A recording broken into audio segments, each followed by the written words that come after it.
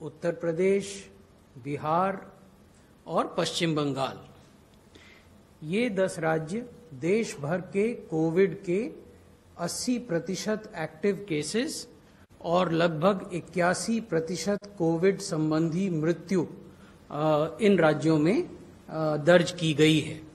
इसलिए इन राज्यों के साथ बात करना महत्वपूर्ण है। इस डिजीज के प्रति जो लड़ाई हो रही है उसको सफलता की ओर बढ़ाने के लिए आज की इस बैठक में सर्वप्रथम इन 10 राज्यों में जो कोविड की स्थिति है उसके बारे में एक प्रस्तुतिकरण स्वास्थ्य मंत्रालय द्वारा किया गया। उसके बाद 10 राज्यों के माननीय मुख्यमंत्रियों ने अपनी अपनी बात, अपने अनुभव माननीय प्रधानमंत्री जी को बताए और तत्पश्चात माननीय प्रधानमंत्री जी ने दिशा निर्देश सभी राज्यों को और स्वास्थ्य मंत्रालय को दिए। जो मुख्य बातें माननीय प्रधानमंत्री जी ने कही वो मैं आपके साथ साझा करूंगा।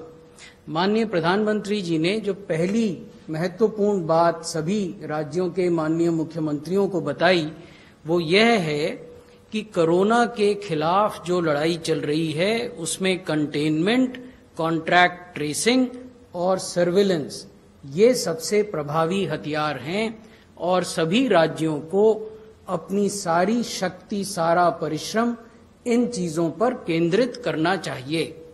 मैं एक बार फिर से दोहराता हूं, माननीय प्रधानमंत्री जी ने कहा कि कोरोना के खिलाफ लड़ाई में कंटेनमेंट, कॉन्ट्रैक्ट ट्रेसिंग और सर्विलेंस ये सबसे प्रभावी हथियार है। दूसरी महत्वपूर्ण बात जो माननीय प्रधानमंत्री जी ने कही वो ये कि सभी राज्य सरकारों का ये प्रयास होना चाहिए कि जितने नए पॉजिटिव केस आते हैं उनके क्लोज कॉन्टैक्ट्स का न केवल ट्रेसिंग बल्कि उनकी टेस्टिंग और आइसोलेशन या हॉस्पिटलाइजेशन पहले 72 घंटे में कर लिया जाना चाहिए। इससे संक्रमण को रोकने में और मृत्यु दर को कम करने में हम आगे बढ़ सकेंगे। ये दूसरी महत्वपूर्ण बात माननीय प्रधानमंत्री जी ने कही। जो तीसरी महत्वपूर्ण बात माननीय प्रधानमंत्री जी ने सभी 10 राज्यों के मुख्यमंत्रियों के संज्ञान में लाई वो ये है कि हम सबका उद्देश्य कोविड की मृत्यु दर को 1% से नीचे लाने का होना चाहिए। यहां मैं आपको बताना चाहूंगा कि जब हम आपसे बात कर रहे हैं उस समय कोविड की मृत्यु दर देश में पहली बार 2% से नीचे आ गई है और आज वो 1.99% है। तो ये तीसरी महत्वपूर्ण बात माननीय प्रधानमंत्री जी ने कही।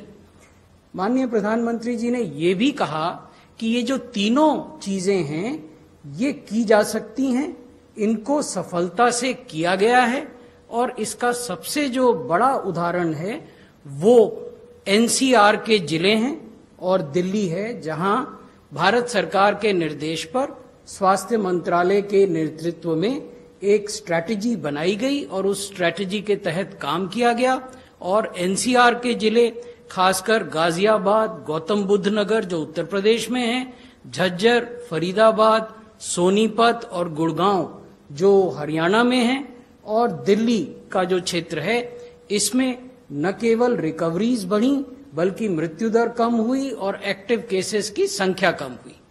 तो माननीय प्रधानमंत्री जी ने ये बात दोहराई कि जो भी वो कह रहे हैं राज्य सरकारों को, चाहे वो कंटेनमेंट, कॉन्टैक्ट ट्रेसिंग और सर्विलेंस से संबंधित हो, चाहे वो मृत्यु दर को नीचे लाने से संबंधित हो, चाहे वो 72 घंटों में सभी क्लोज कॉन्टैक्ट्स की पहचान कर लेने से संबंधित हो, ये सभी बातें की जा सकती हैं, सफलतापूर्वक की जा सकती हैं और उसका उदाहरण एनसीआर के जिले और दिल्ली है।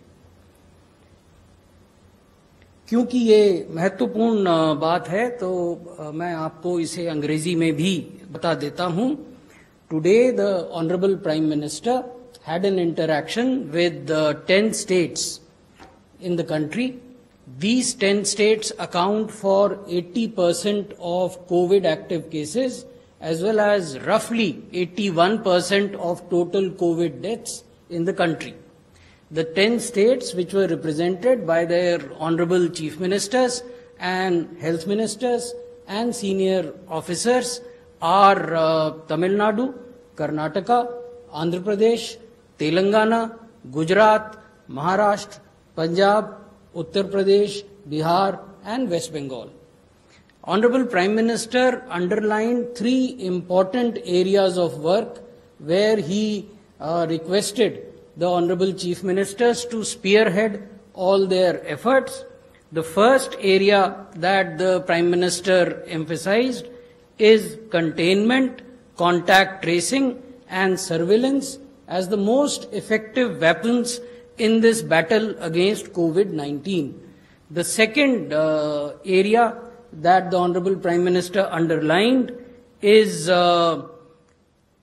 tracking, testing and isolating the close contacts of all new positive cases in first 72 hours. This, the Prime Minister underlined, will not only break the chain of transmission but would also bring down the mortality rate. The third area of action that the Honorable Prime Minister underlined for the consideration and follow-up action on part of these 10 states is that the target should be to bring down COVID mortality to less than 1%. Honorable Prime Minister also emphasized the fact that all these 3 things can be accomplished, and this has been shown by the example of the NCR states of Haryana and UP, where the NCR districts of Ghaziabad and Gautam Buddha Nagar in UP, Jhajjar, Faridabad, Gurgaon and Sonipat in Haryana, and Delhi followed a strategy which was prepared under the leadership of the Union Home Ministry, and they could not only reduce their mortality rate, they could register substantial improvement in recoveries, and the total number of active cases also came down.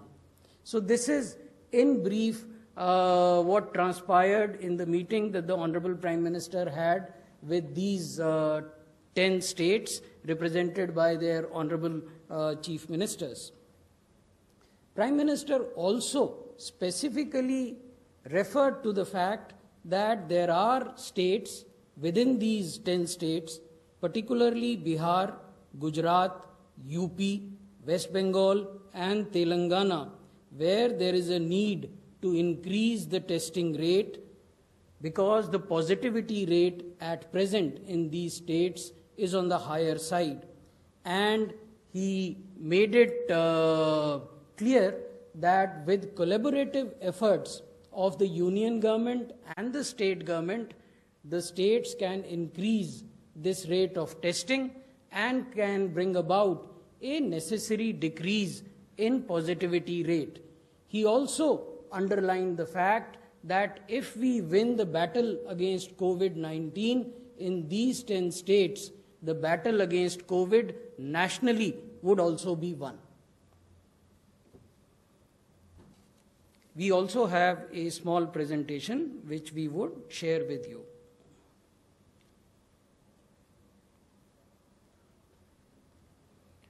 इस सप्ताह की जो मुख्य बातें हैं जो हम आपके संज्ञान में लाना चाहते हैं वो ये कि इस सप्ताह 2.5 करोड़ से ज़्यादा टेस्ट देश में किए जा चुके हैं।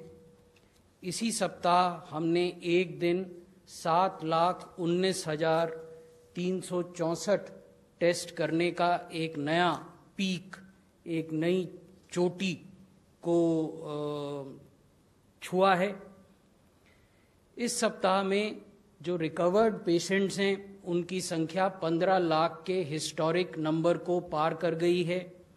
आज जब हम आपसे बात कर रहे हैं उस समय 15,83,000 से ज़्यादा मरीज रिकवर कर चुके हैं और जो केस फेटिलिटी रेट है, जैसा मैंने पहले भी निवेदन किया, वो पहली बार 2% से नीचे 1.99% हो गया है। तो ये मुख्य बातें हैं इस सप्ताह की। हम आपको ये भी दिखाना चाहते हैं कि जो देश में टेस्ट पर मिलियन हो रहे हैं वो अब 18,320 की संख्या पर पहुंच गए हैं। The country is now testing 18,320 tests per million, और अनेक राज्य ऐसे हैं जो राष्ट्रीय औसत से कहीं ज़्यादा टेस्ट कर रहे हैं। ऐसे कुल 24 राज्य और संघ शासित क्षेत्र हैं। हमने उनमें से कुछ का आंकड़ा आपके साथ यहाँ शेयर किया है। गोवा 94,000 टेस्ट करता है प्रति मिलियन, दिल्ली 65,000 टेस्ट प्रति मिलियन, अंडमान और निकोबार 57,000 टेस्ट प्रति मिलियन, और इस प्रकार त्रिपुरा, जम्मू कश्मीर, तमिलनाडु, आंध्र प्रदेश, हरियाणा, आसाम, कर्नाटक, हिमाचल प्रदेश, पंजाब, महाराष्ट्र, राजस्थान, उत्तराखंड, ये भी राष्ट्रीय औसत से अधिक प्रति मिलियन टेस्ट करते हैं।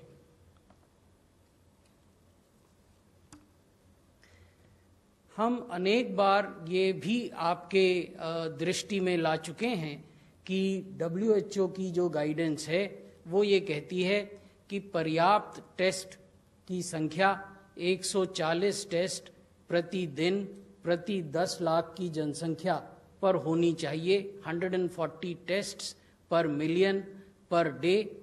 आप देखेंगे कि हम लगभग 4 गुना से ज़्यादा इस संख्या का टेस्ट कर रहे हैं देश के औसत में। देश में 506 टेस्ट प्रतिदिन प्रति मिलियन पॉपुलेशन हो रहे हैं। ऐसे भी राज्य हैं जो देश के औसत से अधिक टेस्ट कर रहे हैं। पहले 3 राज्य उसमें गोवा, दिल्ली और तमिलनाडु हैं, और बाकी राज्यों का भी ब्यौरा हमने आपको दिया है। यहाँ जो एक महत्वपूर्ण बात है जो हम पहले भी आपको बता चुके हैं और आज पुनः बता रहे हैं, वो ये कि जब आप 140 टेस्ट पर डे पर मिलियन करते हैं तो आपको ये भी टारगेट करना है कि आपकी पॉजिटिविटी जो है वो पहले 10% और उसके बाद 5% या उससे कम हो सके। जिन राज्यों में ये स्तर पाने के बावजूद पॉजिटिविटी हायर लेवल्स पर है, वहाँ हम ये परामर्श देते हैं स्वास्थ्य मंत्रालय की ओर से कि वो टेस्ट्स को इसके ऊपर ले जाएं, यानी इससे अधिक टेस्ट करें और लंबी अवधि तक उस अधिक टेस्ट के स्तर को बना कर रखें। मैंने जैसा आपको बताया कि 15,83,000 पेशेंट्स हैं जो रिकवर हो चुके हैं। ये एक बहुत बड़ा उपलब्धि है और ये इस कारण से हुआ है कि हमारे क्लिनिकल प्रोटोकॉल एफिशिएंटली इम्प्लीमेंट किए जा रहे हैं। हमारे डॉक्टर्स और पैरामेडिक्स सिंसियरिटी से, परिश्रम से, लगन से कार्य कर रहे हैं। उनमें से अनेक लोग भी संक्रमण का शिकार हुए हैं और रिकवर हुए हैं, और रिकवर होने के बाद फिर से मरीजों की सेवा में जुट गए हैं। ये अपने आप में एक बहुत बड़ी बात है और हमें ऐसे लोगों की प्रशंसा करनी चाहिए, उनको हौसला बढ़ाना चाहिए और उनको एक प्रेशियस सोर्स के रूप में सुरक्षित रखना चाहिए। ये हम आपको डेली रिकवर्ड केसेस का ब्यौरा दिखा रहे हैं। आप देखेंगे कि पिछले 1 सप्ताह में जो औसत रिकवरी की दर है वो 50,000 से अधिक हो गई है। ये एक ग्राफ है जो हमें कुछ संतुष्टि देता है जब भी हम इसको बनाते हैं और आपके सामने लेकर आते हैं। इसमें आप देखेंगे कि जो हिस्सा हरे में है वो रिकवर्ड केसेस का है और जो हिस्सा नीले रंग में है वो एक्टिव केसेस का है। एक्टिव केस आज की तारीख में कुल केसेस के लगभग 28% हो गए हैं और निरंतर घट रहे हैं। जैसा मैंने पहले आपको कहा था कि क्योंकि क्लिनिकल मैनेजमेंट बेहतर हुआ है, एफिशिएंट हुआ है, इसलिए जो रिकवरी की प्रतिशत दर है वो भी बढ़ रही है और अभी हम 69.80% रिकवरी दिखा रहे हैं, यानी ऑलमोस्ट 70% रिकवरी है। अनेक राज्य ऐसे हैं जिनकी राष्ट्रीय औसत से अधिक रिकवरी की दर है। केस फर्टिलिटी, जैसे मैंने आपको बताया कि आज जो माननीय प्रधानमंत्री जी ने 10 राज्यों के मुख्यमंत्रियों से संवाद किया था, उसमें उन्होंने कहा है कि हमें ये लक्ष्य लेकर चलना चाहिए कि हम केस फर्टिलिटी रेट को 1% से नीचे करें। पहली बार ये देश के स्तर पर 2% से नीचे हुआ है और आज ये 1.99% है। हम ये भी कह रहे हैं कि क्योंकि एग्रेसिव टेस्टिंग हुई, क्योंकि आप पहले उस टेस्टिंग के आधार पर लोगों का पता लगा सके, इसलिए आप पहले उन्हें अस्पताल में या होम आइसोलेशन में ले जा सके, इसलिए जो एक्टिव केसेस हैं उनकी संख्या घट रही है। और जैसा मैंने अभी निवेदन किया था, आज जो एक्टिव केस हैं दे आर ओनली 28.21%। तो ये लगातार प्रतिशत घट रहा है। इतना ही हमें आज आपको साप्ताहिक स्थिति के रूप में दिखाना था। धन्यवाद। 39। सर, आज रूस ने दावा किया कि उन्होंने वैक्सीन तैयार कर ली है, तो हमारे यहाँ भारत में वैक्सीन कब तक तैयार हो जाएगी और पहला डोज कब से मिलना शुरू हो जाए, कब तक हम उम्मीद करें? और दूसरा सवाल ये कि सर, आप ये भी दावा किया गया था कि वैक्सीन की खोज कोई करे, कोई तैयार करे, भारत प्रोडक्शन खुद करेगा, तो ये कब से हो जाएगा सर? क्या अपडेट है इस बारे में?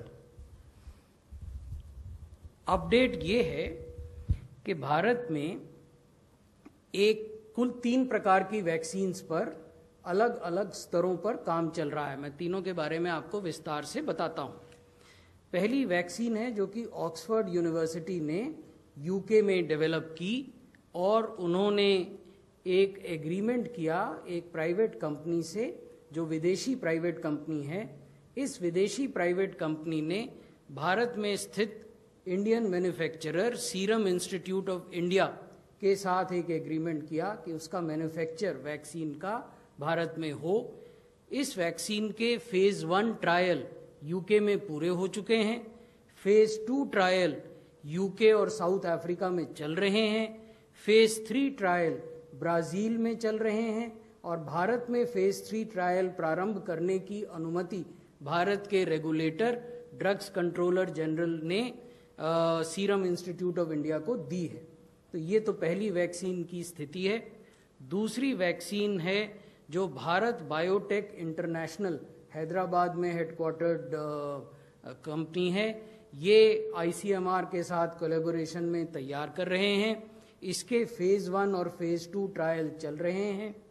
तीसरी वैक्सीन है जो जाइडस कैडिला, ये भी भारतीय कंपनी है, अहमदाबाद में हेडक्वार्टर्ड है, ये बना रहे हैं। इसकी भी फेज 1 और फेज 2 ट्रायल अभी चल रहे हैं। फेज 1 फेज 2 ट्रायल जब समाप्त हो जाएंगे तो फेज 3 ट्रायल होंगे। उसके बाद फिर मैन्युफैक्चरिंग की वो अनुमति लेंगे। ये एक निर्धारित प्रक्रिया है। 64।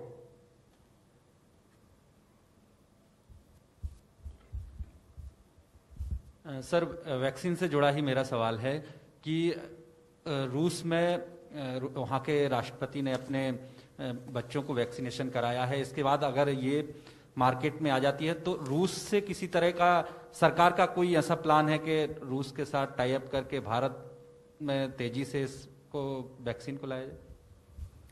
केंद्र सरकार ने एक national expert group on vaccine administration का गठन किया है, जिसकी बैठक कल निर्धारित है।